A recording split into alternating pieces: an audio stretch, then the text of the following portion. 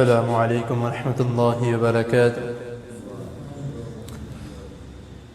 الحمد للہ وکفى وسلام علی عباده الذین اصطفى۔ اللہم صلی وسلم علی نبینا محمد صلی اللہ علیہ وسلم، اما بعد، اعوذ باللہ السمیع العلیم من الشیطان الرجیم، من ہمزہ ونفثہ ونفثہ۔ الرجال قوامون على النساء بما فضل الله بعضهم على بعض وبما أنفقوا من أموالهم، فالصالحات قانتات حافظات للغيب بما حفظ الله، واللاتي تخافون نشوزهن فاعظوهن واهجروهن في المضاجع واضربوهن، فإن أطعنكم فلا تبغوا عليهن سبيلا، إن الله كان عليا كبيرا۔ صدق اللہ العظیم۔ حضرات محترم،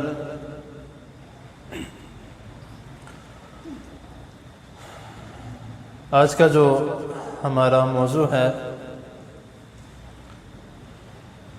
میاں بیوی کے احکام و مسائل کے متعلق، پچھلی نشست میں زوجین کے حقوق میں کچھ چند باتیں آپ کے سامنے جو بیان کی گئی تھی، ان میں زوجین کے حقوق کے متعلق بتایا گیا تھا، لیکن آج کا جو درس ہے، آج کی جو نشست ہے، اس میں شروعات سے لے کر لڑائی جھگڑا کہاں پر شروع ہوتا ہے یا کس وجہ سے شروع ہوتا ہے، اس کے متعلق تھوڑی سی روشنی ڈالنا چاہتا ہوں کہ سب سے پہلے جو ہمارا ایک مسئلہ بنتا ہے وہ تب کہ جب ہم رشتہ داری قائم کرنے جاتے ہیں، یعنی لڑکا یا لڑکی کے لیے ہم کوئی رشتہ دیکھنے جاتے ہیں، تو اگر ہم قرآن و حدیث کے مطابق وہ رشتہ دیکھنے جائیں گے تو کبھی بھی ہمارے گھر میں کسی بھی قسم کی لڑائی جھگڑا نہیں ہوگا، کوئی فساد، کوئی فتنہ برپا نہیں ہوگا۔ لیکن اگر ہم تھوڑا سا بھی اگر قرآن و حدیث سے اپوزٹ جائیں گے تو پھر ظاہری سی بات ہے فتنے بھی ہوں گے، مسائل بھی ہوں گے اور پریشانیاں بھی ہوں گی۔ آج کل کے معاشرے میں جب کوئی لڑکے والے یا جب کوئی لڑکی والے کسی کے گھر جاتے ہیں رشتہ دیکھنے کے لیے تو سب سے پہلے یہ الفاظ پوچھتے ہیں کہ بچہ کماتا کتنا ہے یا بچی کتنا پڑھی ہوئی ہے۔ یہ دو الفاظ جو ہیں، یہ دو سوال جو ہیں سب سے پہلے جا کر پوچھے جاتے ہیں۔ یہ سوال نہیں کیا جاتا کہ بچی پردہ کرتی ہے، بچی 5 وقت کی نمازی ہے، بچی قرآن مجید کی، قرآن و حدیث کی تعلیم رکھتی ہے۔ یہ الفاظ نہیں ہم پوچھتے، یہ سوال نہیں ہم پوچھتے۔ جب ہم ان سوالوں کو پوچھیں گے تو انشاءاللہ تعالی رشتہ ہو جانے کے بعد، نکاح ہو جانے کے بعد کبھی بھی کوئی بھی کسی بھی قسم کے کوئی گھر میں مسائل نہیں پیدا ہوں۔ یہ میں نہیں کہہ رہا، یہ رسول اللہ صلی اللہ علیہ وسلم خود بیان کر رہے ہیں۔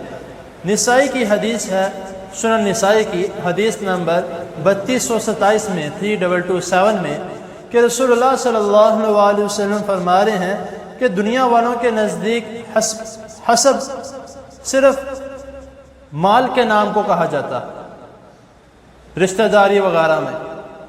اب یہی ہمارا جو حال ہے، جس طرح میں نے آپ کے سامنے ابھی بات بیان کی کہ ہم کیا دیکھنے جاتے ہیں صرف اور صرف کہ لڑکی والے امیر ہیں کہ نہیں، ہمیں دہیج میں کتنا کچھ دیں گے، اور سب سے پہلے جو سب سے پہلے جو میں نے کہا کہ سوال کیا جاتا ہے کہ بچی کتنی پڑھی لکھی ہے، اور دوسرے نمبر پہ جو سوال کیا جاتا ہے کہ آپ دہیج کتنا دیں گے، ہمیں یہ فلاں چیزیں چاہیے، آپ دیں گے تو ٹھیک ہے ورنہ ہم کہیں اور جا کر رشتہ دیکھ لیں گے۔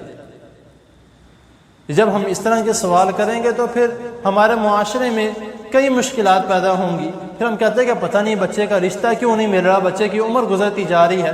جب ہم یہ شرائط رکھیں گے تو پھر کہیں بھی نہیں ملے گا، کیونکہ قرآن مجید میں اور احادیث میں صرف اور صرف اب اسی پر خوش ہوں کہ آپ کو ایک والدین جو ہیں وہ آپ کو اپنی بچی دے رہے ہیں، اپنے لخت جگر دے رہے ہیں، اپنے دل کا ٹوٹا آپ کے حوالے کر رہے ہیں، اور الٹا آپ انہی کے اوپر پریشر ڈال رہے ہیں کہ ہمیں یہ سب کچھ بھی چاہیے۔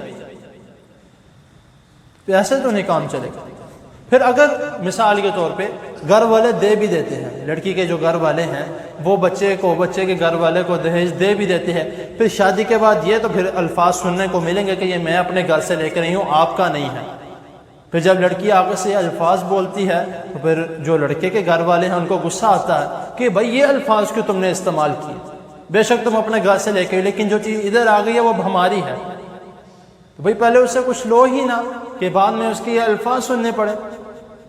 نبی کریم صلی اللہ علیہ وسلم کیا فرماتے ہیں کہ ایک صحابی رسول اللہ صلی اللہ علیہ وسلم کے پاس آئے، ابو داود کی یہ حدیث میں یہ واقعہ موجود ہے، حدیث نمبر 2050 میں، کہ ایک صحابی رسول اللہ صلی اللہ علیہ وسلم کے پاس آئے، وہ آگے کہتے ہیں کہ اے اللہ کے رسول صلی اللہ علیہ وسلم، مجھے ایک عورت ملی ہے جو عمدہ حسب و جمال والی اور حسن والی ہے، مگر اس سے اولاد نہیں ہو سکتی۔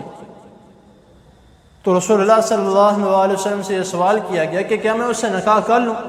تو نبی کریم صلی اللہ علیہ وسلم کیا فرماتے ہیں کہ نہیں، اس سے نکاح نہیں کرنا۔ وہ صحابی دوسرے دن پھر آیا، یہی سوال اس نے دوبارہ کیا کہ کیا میں اس عورت سے نکاح کر لوں؟ تو رسول اللہ صلی اللہ علیہ وسلم کیا فرماتے ہیں کہ نہیں۔ تیسری مرتبہ اور تیسرے دن پھر اس نے آ کے یہی سوال کیا کہ اللہ کے رسول صلی اللہ علیہ وسلم آپ حکم دیں، تو نبی کریم صلی اللہ علیہ وسلم نے پھر یہی جواب دیا کہ نہیں۔ آگے رسول اللہ صلی اللہ علیہ وسلم نے یہ فرمایا کہ اگر تم نکاح کرنا چاہتے ہو تو اس عورت سے کرو جو تم سے محبت کرے اور جو زیادہ اولاد جننے والی ہو، کیونکہ قیامت والے دن مجھے اس بات پہ فخر ہوگا کہ میری امت سب سے زیادہ ہے۔ رسول اللہ صلی اللہ علیہ وسلم کی یہ سنت ہے اور نبی کریم صلی اللہ علیہ وسلم کی یہ خواہش ہے، تو لیکن ہم صرف اور صرف وہی جو یونیورسٹیز میں جو ہمارا پیار محبت چل رہا ہے، کالجز میں ہمارا پیار محبت چل رہا ہے، ہم اسی کو لے کے ساتھ چلتے ہیں کہ وہ جو لڑکا ہے وہ لڑکی کے پیچھے لگا ہے، اس کو کیا کیا کروا، کبھی بیلنس کروا کے دے رہا ہے، کبھی اس کو کچھ لے کے دے رہا ہے، کبھی اس کو کچھ لے کے دے رہا ہے۔ بعد میں جب نکاح ہو جاتا ہے زیادہ دن تک یہ نکاح نہیں ٹکتا، کیونکہ تب تو وہ کالج والا یونیورسٹیز والا پیار ہوتا ہے، لیکن جب نکاح کے بندھن میں پھنس جاتے ہیں تو پھر اس کے بعد وہ لڑکے کی باتیں نہیں سنی جاتی، لڑکے کے گھر والوں کی باتیں نہیں سنی جاتی، کیونکہ تب تو وہ دونوں اکیلے ہوتے ہیں نا، خلوت میں ہوتے ہیں، وہ شیطان ان کے اوپر حاوی ہوا ہوتا ہے۔ اس لیے تو رسول اللہ صلی اللہ علیہ وسلم نے منع فرمایا کہ کوئی بھی مرد اور عورت خلوت گزینی نہ کرے، وہ صرف دو نہیں ہیں، ان میں تیسرا شیطان ہے۔ تو پھر ظاہر سی بات ہے جب ہم اس طرح کے اعمال کریں گے تو بعد میں ہمارے لیے مسائل پیدا ہوں گے۔ تو اب ذرا تھوڑے نکاح کی طرف آ جائیں۔ یہ تو میں نے یعنی کہ بتایا کہ نکاح سے پہلے ہمیں رشتہ کس طرح دیکھنا چاہیے اور کس طرح کا دیکھنا چاہیے۔ تو اب ذرا تھوڑا نکاح کی طرف آ جائے کہ ہمارے نکاح میں کیا اعمال ہوتے ہیں۔ ہم نکاح کرنے کے لیے آتے ہیں تو نکاح کے لیے جب ہم بیٹھتے ہیں تو جب پوچھا جاتا ہے کہ جو آپ نے اپنی جو طلائی زیور یا جو بھی آپ نے بچی کو حق میں دیا ہے وہ آپ نے کس طرح ادا کیا ہے۔ پہلے تو ادھر ادھر گول مٹول بات کرتا ہے، تب آپ میں کہتے ہیں کہ غیر معجل لکھ دیں، ابھی ادا کرنے والا ہے۔ جب یہ غیر معجل کا لفظ استعمال ہوتا ہے نا تو بعد میں پھر ساری زندگی بھی لگے رہے وہ معجل نہیں ہوگا، وہ ادا نہیں کیا جاتا، وہ کیونکہ نکاح تو ہو چکا ہے۔ اب وہ لڑکا کہتا ہے تمہارے پاس ہو میرے پاس ہو، بات تو ایک ہی ہے نا، بات ایک نہیں ہے۔ وہ جو لڑکی کا حق ہے وہ اسی کا حق ہے، اس میں سے آپ کچھ بھی نہیں لے سکتے۔ ہاں اگر لڑکی آپ کو دے دے یا لڑکی آپ سے کہہ دے کہ آپ اپنے پاس رکھ لیں تو وہ ایک الگ بات ہے، لیکن وہ حق پھر بھی لڑکی کا ہی ہے۔ تو اگر آپ معجل لکھواتے ہیں تو پھر آپ کو پورا مکمل اسی وقت، کئی لوگ اس طرح بھی کہہ دیتے ہیں کہ معجل لکھوا لو میں بعد میں دے دوں گا، وہ بھی طریقہ کار غلط ہے۔ آپ بھائی نکاح کر رہے ہو، عورت کو گھر لے کر آ رہے ہو، بچی کو آپ اپنے گھر لے کر آ رہے ہو تو اس کا جو حق ہے وہ اس کو سب سے پہلے دو۔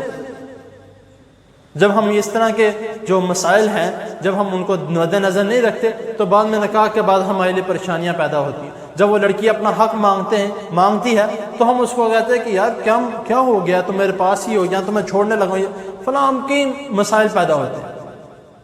تو ان تمام مسائل سے بچنے کے لیے سب سے بہترین جو ہمارے پاس طریقہ ہے وہ قرآن و حدیث کا ہے۔ تو اس سے آگے چلے جائیں، نکاح بھی ہو جاتا ہے۔ نکاح کے بعد کے جو مسائل، کبھی کوئی مسئلہ چھیڑا ہے، کبھی کوئی مسئلہ چھیڑا ہے، اگر کبھی اس طرح ہو جاتا ہے کہ لڑکی پہلے سے ہی کسی کے ساتھ کانٹیکٹ میں ہے لیکن اس کی شادی کسی اور کے ساتھ ہو جاتی ہے، بعد میں وہ مسائل پیدا ہو جاتے ہیں۔ اب وہ ان مسئلوں کو کس طرح حل کیا جائے؟ بہترین طریقہ کار جو قرآن مجید ہمیں سکھا رہا۔ اور بعض اوقات اس طرح ہوتا ہے اگر اس طرح کا نہ بھی کوئی معاملہ ہو، اللہ تعالیٰ سب بچوں کو اپنی حفاظت میں رکھیں، اور اس طرح کا نہ بھی معاملہ ہو، شادی کے بعد جو لڑکی ہے وہ کوشش کرتی ہے کہ جو خاوند ہے وہ میرے طریقے پر چلے، لیکن قرآن مجید اس کی اجازت نہیں دیتا۔ قرآن مجید کیا کہتا ہے؟ الرجال قوامون علی النساء، جو میں نے ابھی آپ کے سامنے آیت کریمہ تلاوت کی ہے، الرجال قوامون علی النساء، کہ اللہ تعالیٰ نے مردوں کو عورت کے اوپر جو ہے وہ ایک مقرر کیا گیا ہے، ایک حاکم مقرر کیا ہے۔ کس لیے؟ کیونکہ مرد جو ہیں وہ عورتوں سے زیادہ فضیلت رکھتے ہیں۔ کس وجہ سے؟ کہ ان معاملات میں کہ اس کو کس طرح چلانا ہے، گھر کا خرچہ اخراجات کس طرح چلانے ہیں، عورت کا نان و نفقہ کس طرح پورا کرنا۔ آج کل اسکول میں جب بچیوں سے سوال کیا جاتا ہے کہ خاوندوں کا آپ بچیوں پہ یا بیویوں پہ کیا حقوق ہیں، سب سے پہلے وہ یہی بات کرتی ہے نان و نفقہ کا، باقی باتیں بعد میں کرتی ہے۔ تو جو عورت کا حقوق ہے وہ عورت کو چاہیے وہ ادا کرے، اور مرد کا حقوق ہے مرد کو چاہیے وہ ادا کرے۔ کئی مرد اس طرح کے ہوتے ہیں جو اپنی بیویوں پر ظلم زیادتی کرتے ہیں، ان اس طرح بھی نہیں کرنا چاہیے۔ دونوں کو میانہ روی سے رہنا چاہیے، آپس میں خلوص سے محبت کے ساتھ رہنا چاہیے۔ جب آپس میں خلوص محبت کے ساتھ رہیں گے تو انشاءاللہ تمام معاملات ہمارے صحیح چلیں گے۔ تو اسی لیے جو رسول اللہ صلی اللہ علیہ وسلم نے جو فرمایا ہے کہ جو عورت ہے وہ اپنے بچوں پر حاکم ہے، یعنی کہ جو اپنے بچوں کا وہ خیال رکھے گی، اور مرد جو ہے وہ ان عورتوں یعنی کہ اپنی بیویوں کا خیال رکھے گا۔ یہ جب اس طریقہ کار کے مطابق چلیں گے تو، اور رسول اللہ صلی اللہ علیہ وسلم نے عورتوں کو کیا حکم دیا ہے کہ تمہارے لیے جو خاوند ہیں وہ سب سے زیادہ حق رکھتے ہیں۔ کیوں؟ کس لیے؟ کہ تم ان سے بغیر پوچھے نفلی روزہ بھی نہیں رکھ سکتے۔ یہ حق ہے، اگر عورت نے کوئی نفلی روزہ رکھنا ہے، عورت نے کہیں باہر جانا ہے، عورت نے کسی کام کے لیے جانا، اس کا حق بنتا ہے کہ وہ اپنے خاوند سے اجازت لے کر باہر نکلے۔ اب جب آج کے دور میں، پہلے تو خیر اسی طرح ہوتا تھا، لیکن آج کے دور میں جو ماڈرن دور ہے اس میں اس طرح ہوتا ہے کہ اگر کسی بچی سے یا کسی سے کہا جائے کہ بیٹا گھر میں جو تمہارے خاوند ہیں ان سے اجازت لے کر باہر جانا، تو وہ ایسے کہتی ہے کہ مجھے اتنی آزادی بھی نہیں ہے کہ میں اپنی من مانی کر سکوں۔ جب ہم یہ الفاظ یا یہ باتیں اپنی دماغ میں رکھتے ہیں تو پھر ظاہر سی بات ہے پریشانیاں پیدا ہونی ہی ہونی ہیں، کیونکہ ہم قرآن و حدیث کے خلاف چل رہے ہیں۔ تو اسی لیے بے شک اپنے گھر، اور سب سے جو غلطی، مین غلطی جو جس کی وجہ سے لڑائی جھگڑے پیدا ہوتے ہیں نکاح کے بعد خاص طور پہ، اور نکاح سے پہلے سے مراد کہ نکاح ہو جاتا ہے اور بیچ میں جو گیپ آتا ہے رخصتی کا، اس درمیان جو معاملات پیش آتے ہیں منگنی اور جو نکاح کے درمیان جو گیپ آتا ہے، اس میں جو معاملات پیش آتے ہیں کہ لڑکا لڑکی آپس میں فون پہ باتیں کرتے ہیں، یا اگر نکاح کے بعد جو لڑکی ہے وہ اپنے گھر والوں سے ہر ٹائم جب دیکھو کمرے میں اپنی والدہ سے بات، یہاں کی باتیں ادھر اور ادھر کی باتیں یہاں، جب یہ سلسلہ چلتا ہے کہ یہاں کی باتیں ادھر اور ادھر کی باتیں یہاں پر، تو پھر ظاہر سی بات ہے پریشانیاں پیدا ہوں گی۔ وجہ کہ جب آپ یہاں پہ اپنے سسرال میں، سسرال نہیں میں کہتا کہ لڑکی کا وہ گھر ہے، اور جب تک اپنے جو ساس سسر ہیں ان کو ماں باپ نہیں سمجھے گی تب تک وہ اس گھر میں بیٹی بن کے نہیں رہ سکتی۔ اب وہ جب یہاں کی باتیں اپنی والدہ کو وہ کرے گی کہ آج میں نے یہ کیا، آج مجھے میرے خاوند نے یہ کہا، آج مجھے میری ساس نے یہ کہا، آج مجھے میرے سسر نے یہ کہا، تو پھر ظاہر سی بات ہے وہ جو ماں ہے وہ آگے سے کہتی کہ تم نے اس طرح جواب دینا تھا، تم نے آگے سے خاوند کو اس طرح الفاظ کہنا تھا، تم نے یہ کہنا تھا، اور جب یہ الفاظ کہے جاتے ہیں تو پھر آپس میں لڑائی جھگڑا ہوتا ہے۔ لیکن کچھ گھر ایسے بھی ہیں جہاں پر عورتیں یہ الفاظ کہتی ہیں کہ بیٹا تم جس گھر میں جا رہی ہو اب وہ تمہارا گھر ہے۔ میں ان عورتوں کو اپریشیٹ کرتا ہوں جو یعنی کہ اس طرح کے الفاظ اپنی بچیوں کو سکھاتی ہیں، اس طرح کے اعمال اپنی بچیوں کو سکھاتی ہیں کہ بیٹا اب ادھر جا رہی ہو وہ تمہارا گھر ہے، ادھر تم نے جو تمہیں مسئلہ مسائل پیش آئے کوئی پریشانی ہو تو اپنے امی ابو کو بتاؤ۔ بہت سے والدین اس طرح بھی کرتے ہیں، لیکن جو نہیں کرتے ان کے لیے یہی ہے کہ اللہ تعالیٰ ان سب کو ہدایت دے، ان بچیوں کو بھی جو اس طرح کے اعمال کرتے ہیں۔ تو اور جو میں نے ابھی آپ کے سامنے جو آیت کریمہ، اب یہاں پہ جو الفاظ استعمال کیے گئے کہ وَبِمَا أَنفَقُوا مِنْ أَمْوَالِهِمْ، کہ وہ جو کہ تمہارے جو مال ہیں تم اپنی اولاد یعنی کہ اپنی بیوی پر، اپنی اولاد پر، اپنے گھر والوں پر خرچ کرو۔ اور پھر آگے جو ہے فَالصَّالِحَاتُ قَانِتَاتٌ حَافِظَاتٌ لِلْغَيْبِ مَا حَفِظَ اللَّهُ، ادھر جو ہے اللہ تعالیٰ، اب عورتیں جو اکثر یہ کہتی ہیں کہ اللہ تعالیٰ نے یا اسلام نے ہمیں کوئی جو ہے وہ اپرچونٹی نہیں دی، کہ جو اسلام ہے وہ ہماری کوئی ویلیو کو سمجھتا نہیں ہے، نعوذ باللہ۔ سب سے زیادہ جتنے بھی مذاہب دیکھ لیں، سب سے زیادہ اگر کسی نے بھی کسی مذہب نے عورتوں کو عزت دی ہے وہ اسلام ہے۔ کیونکہ اب یہ دیکھیں نا اللہ تعالیٰ یہاں پہ کیا فرما رہے کہ فَالصَّالِحَاتُ قَانِتَاتٌ، جو نیک عورتیں ہیں، جو نیک عورتیں ہیں، نیک بیویاں ہیں، کو خاوند کے غیر موجودگی میں ان کی عزت کا، ان کے مال کا، اب ظاہر سی بات ہے خاوند تو گھر پہ نہیں ہے، وہ اپنے مال کا جو اس گھر میں جو اس کا سب کچھ پڑا ہوا ہے، کوئی کمائی پونجی جو بھی اس کے سامنے گھر میں پڑی ہے، اب خاوند گھر پہ نہیں، اس کو نہیں پتا میرے پیچھے کیا ہو رہا ہے۔ لیکن جو نیک عورت ہے وہ اس کی عزت کا بھی، عزت سے مراد اپنی عزت کا، کیونکہ وہ تو خاوند کی عزت ہے، وہ اپنی عزت کا، اپنے بچوں کا، اپنے گھر کا جب وہ خیال رکھتی ہے تو پھر اللہ تعالیٰ اس کی حفاظت کرتے ہیں۔ آپ نے وہ واقعہ سنا ہوگا حضرت اسماعیل علیہ السلام کا، حضرت ابراہیم علیہ السلام جب ان کے گھر آئے تو انہوں نے جب وہ آئے تو جو ان کی بیوی تھی انہوں نے کوئی اتنا پروٹوکول نہیں دیا، پروٹوکول سے مراد کوئی اتنی شکر ادا نہیں کیا، نہ شکر کیا اللہ تعالیٰ کا۔ جب ان سے پوچھا گیا کہ آپ کھانا کیا کھاتے ہو، پیتے کیا ہو، تو انہوں نے کہا بس جو بھی ہے وہ مل جاتا ہے۔ تو انہوں نے کیا کہا کہ گھر کی دہلیز ٹھیک نہیں ہے۔ اس سے سمجھ میں آتی ہے، یہ سبق ملتا ہے کہ جو عورت ہے، جو بیوی ہے، وہ گھر کی دہلیز ہے، وہ گھر کی چوکھٹ ہے۔ جب وہ مضبوط نہیں ہوگی تو گھر نہیں بچ سکتا۔ تو اسی لیے پھر دوبارہ جب آئے، کب کیا جاتے ہوئے کیا کہہ گئے کہ وہ آئیں گے تو ان سے کہنا کہ گھر کی دہلیز بدل دیں۔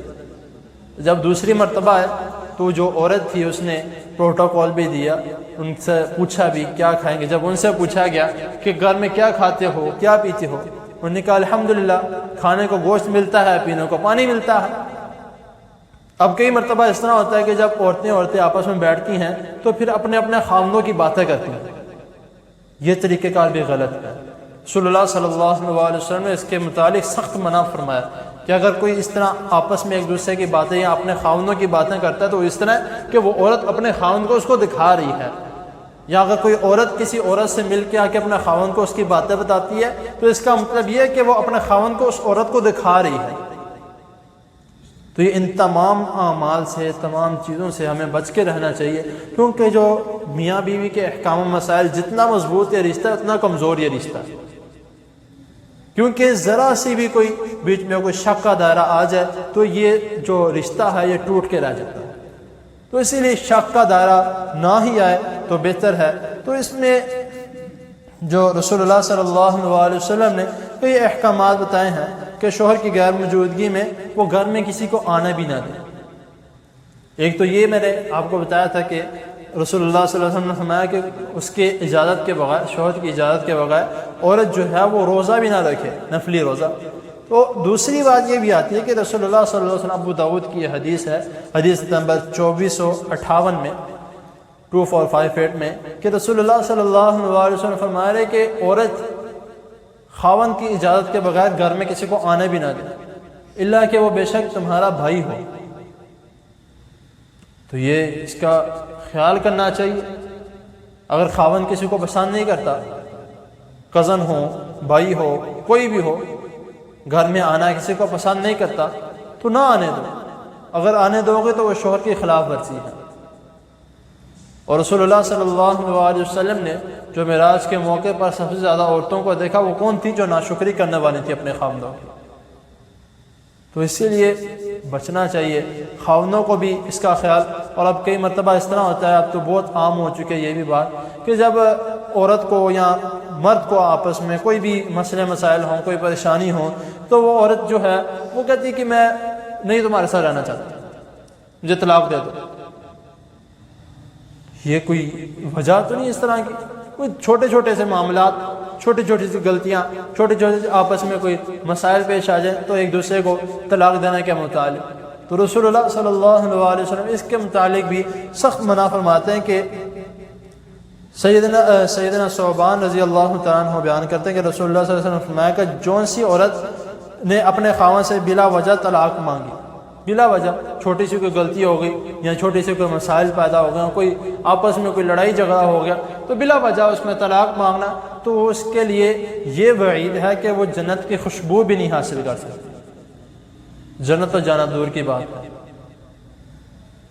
یہ چھوٹے چھوٹے جو مسائل ہیں بہت کم لوگ جو ہیں وہ اس کے متعلق بتاتے ہیں، تو ہمیں خیال کرنا چاہیے۔ آپ قرآن مجید اٹھا کے دیکھ لیں، احادیث دیکھ لیں، اتنی سخت وعید یا اتنے جو ہے چھوٹے چھوٹے معاملات کے متعلق رسول اللہ صلی اللہ علیہ وسلم نے ہمیں بتلایا ہے، تو اگر ہم اس کے مطابق ہم چلیں گے تو انشاءاللہ تعالی آخرت بھی ہماری سنور جائے گی اور دنیا بھی ہماری سنور جائے گی۔ اور ہم اچھے طریقے سے جا رہے ہوتے ہیں، اچھے بھلے جا رہے ہوتے ہیں، جاتے جاتے کوئی نہ کوئی مسائل ایسے پیدا ہو جاتے ہیں کہ ایک دوسرے کو چھوڑنے تک پہنچ جاتے ہیں۔ تو ان سب تو رسول اللہ صلی اللہ علیہ وسلم نے، جس طرح میں نے پہلے کہا تھا کہ کچھ خاوند ایسے بھی ہوتے ہیں کہ جو اپنی بیویوں کو مارتے ہیں، وجہ کہ تم نے میری بات نہیں مانی، وجہ چھوٹی چھوٹی باتوں پہ ان کے اوپر چڑھائی کر دیتے ہیں، وجہ کہ کچھ بھی نہیں۔ تو یہ تمام کاموں سے جو قرآن و حدیث کے خلاف ہیں ان سے بچنا چاہیے۔ جو قرآن مجید میں جو آ رہا ہے کہ رسول اللہ تعالیٰ فرما رہے ہیں کہ واللاتی تخافون نشوزہن فاعظوہن واہجروہن فی المضاجع واضربوہن، کہ اگر تمہیں ان کے متعلق کوئی ایسا معاملہ پیش آ بھی جاتا ہے کہ وہ تمہاری بات نہیں مانتے تو ان سے بستر الگ کر دو، ان سے بات نہ کرو۔ خاوند کو ناراض ہونے کی اجازت ہے، عورت کو نہیں ہے، لیکن ہاں اگر خاوند کوئی ایسا کام کرتا ہے جو اچھا نہیں ہے تو عورت کو اس کی بھی اجازت ہے کہ وہ بھی اپنے خاوند سے ناراض ہو سکتی ہے۔ وہ آگے رسول اللہ تعالیٰ کیا فرما رہے ہیں کہ اگر تب بھی وہ باز نہیں آتی، اس کو اچھے طریقے سے سمجھاؤ، پہلے نہیں باز آتی اس سے بستر الگ کر لو، یعنی کہ اس کو علیحدہ کر دو اپنے آپ سے، تب بھی باز نہیں آتی تو پھر ہے کہ تم اس کو مار سکتے ہو، لیکن مارنا اس طریقے سے کہ چہرے پر نہیں مارنا، اور دوسرا مارنا اس طریقے سے کہ کسی قسم کا نشان نہ پڑے، بس اس کو اس طرح سے دھکا دیا جائے یا اس طرح سے کچھ کیا جائے کہ وہ سمجھ بھی جائے اور آپس میں کوئی ایسا معاملہ بھی پیش نہ آئے، تو تب بھی وہ باز نہیں آتی تو پھر تم اس کو چھوڑ سکتے ہو۔ تو ہم سب سے پہلے کام ہی چھوڑنے والا کرتے ہیں، باقی بعد میں ہم کہتے ہیں کہ یار غصے میں ہو گیا تھا، میں نے جان بوجھ کے نہیں کیا، پیار سے بھی کوئی طلاق دیتا ہے۔ تو یہ جو غصے میں آ کر یہ اس طرح کے کام کرنا، یا غصے میں آ کر یہ اعمال کرنا، تو اس سے ہمیں بچنا چاہیے۔